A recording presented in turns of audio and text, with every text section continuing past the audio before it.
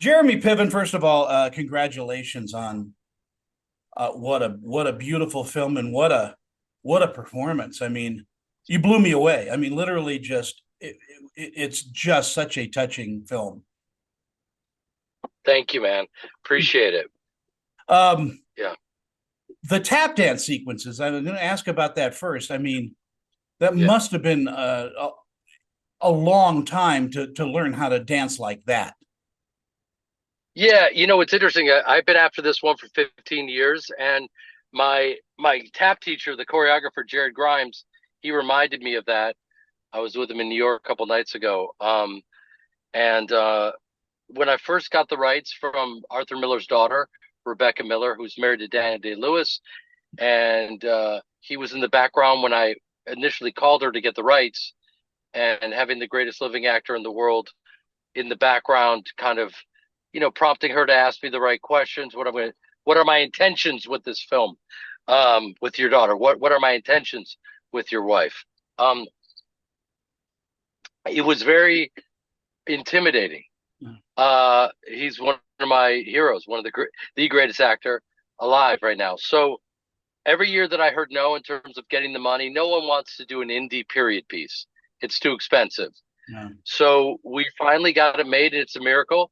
So 15 years of tap dancing so that I could be viciously mediocre enough to pull the role off. Mediocre is not what I would say. I think you did a beautiful job. Jeremy, I mean, I, my left foot doesn't match my right foot. I can't do anything, and you just out. My jaw fell open. Well, thank you so much, man. You know, it's funny because I used to get angry when people would scream, Ari Gold, I'm a douchebag because of you, bro. And I would get angry at that. And the reality is I was in people's living rooms.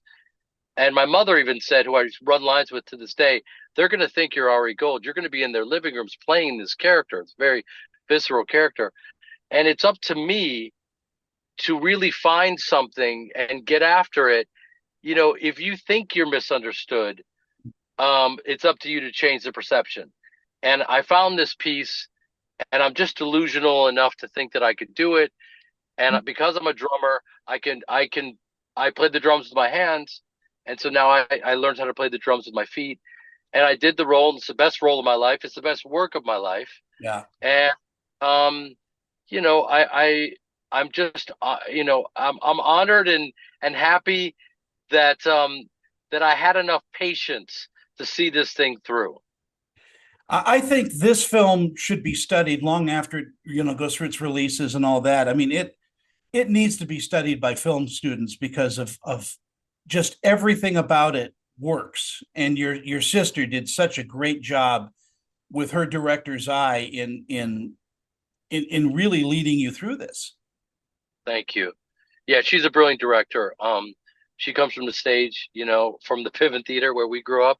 And, people are like, wow, what was it like working with your sister? It's like, it was so natural. We were on shorthand.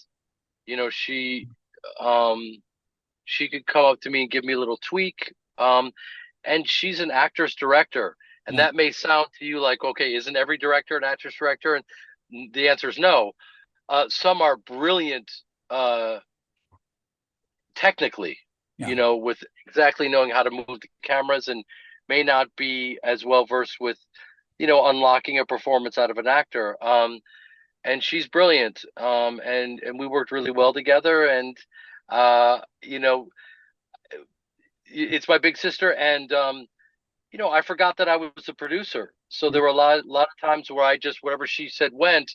And I look back and I went, man, I was a producer. Why didn't I just would stand my ground? I literally forgot I was the producer, which is just, it sounds like an SNL sketch, but it was reality. None of those brother sister mo. You shut up. No, you shut up during all this. Um, we had one of those moments. We had one of those moments, um, where she thought I was improvising, Mm. and I was just saying word for word in the script. She told me to stick to the script, and I was like, I am. And she said, it just it sounded like you were just improvising. I'm like, yeah, that's what acting is, you know. So Yeah, try acting. yeah, we had this crazy moment where, and what a great, that was great feedback from her. She thought I was just, freestyling, and it's like, no, there was all, I guess, because and the line was, "We're on our way to rehearsal," and she heard me say it. Um, I can't tell you too much, tell your listeners too much, obviously, to give away what's going on. My character hides the fact that he's Jewish to gain momentum in his career, and he has to dance for Hitler. And there's this moment where I'm being questioned in Germany. Are you leaving? Where are you going? And we're trying to escape. I can't tell you too much, but I just say, yeah, we're on our way to rehearsal. And she's like, well, what are you doing? Don't say what's in the script. And it just sounded so real to her because that's all we've said our entire lives, which is, we're on our way to rehearsal. The film itself,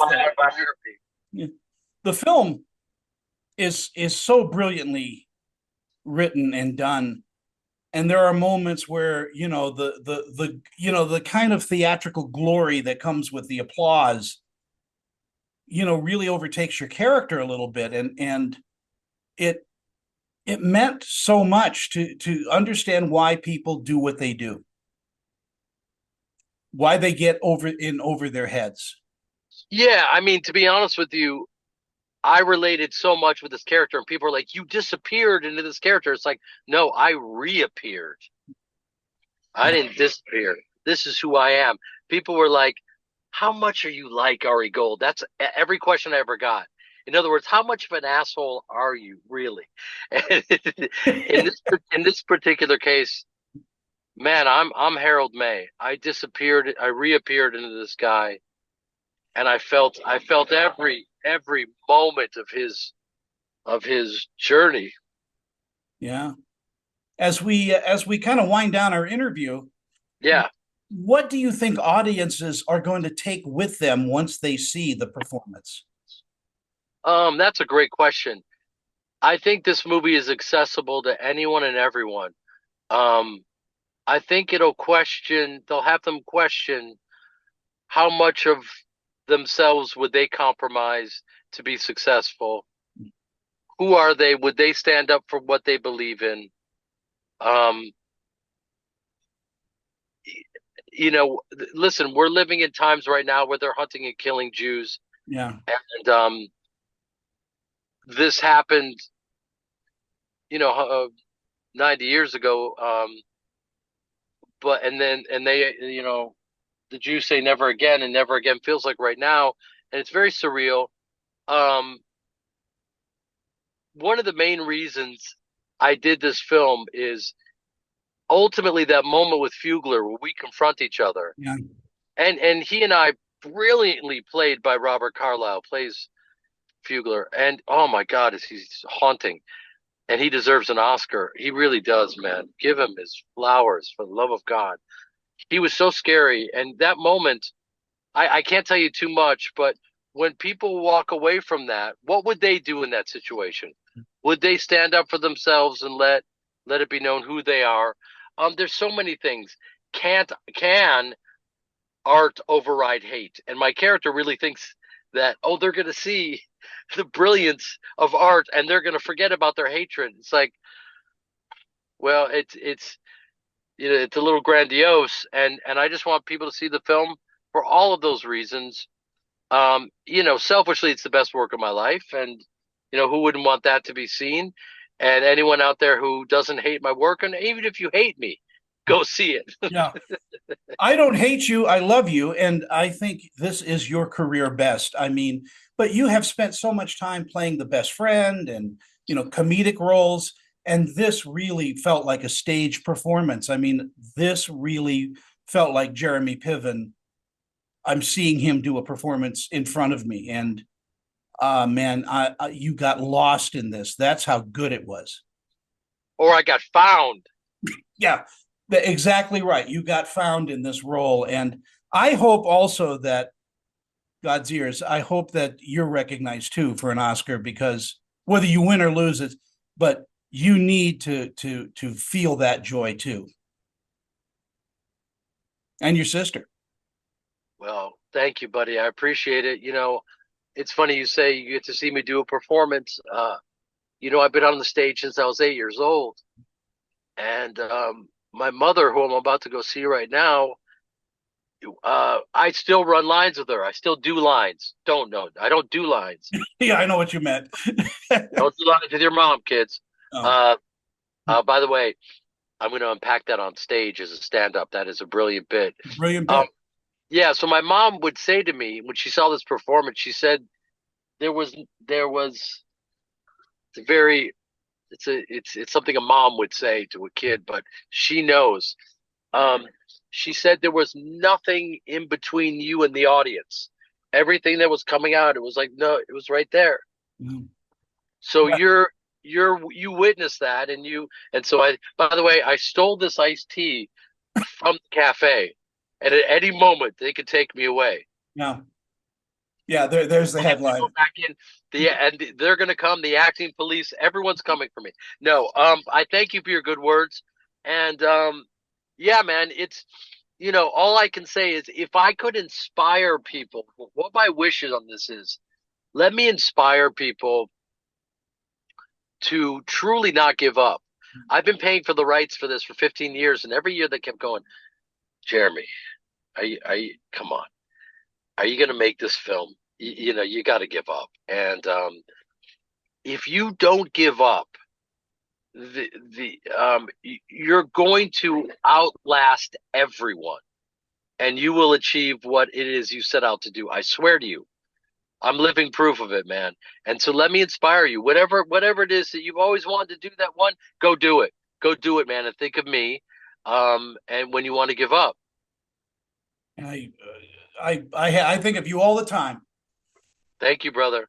I I thank appreciate it. you, and hopefully we can do a longer interview sometime. But listen, you're going to get hit with a wave of people wanting to talk with you, and I appreciate you talking with me at this early Well, stage. if that happens, you will never hear from me again. No, I'm just kidding. Well, there you go.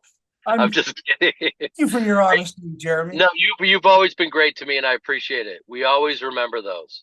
I You got to appreciate it. go. You got to go where you're loved, not where you're tolerated. Now you go visit your mom, say hi, give her my love, and have a nice lunch. Go, Joyce Piven. Yeah. Your dad would be so proud of you on this as well, by the way. I mean, I really mean that. He was watching you during this.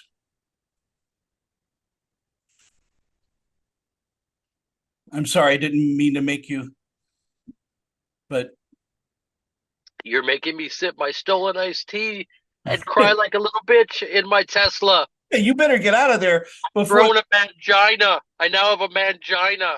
Come to Salt Lake, come out here for a Sundance or something, and let's get together for lunch. I love it. Thank you, brother. Thank you for the good words. All right. I love you too, and have a great day. Thank you. Congratulations. Thank you. Bye bye, my friend. Bye.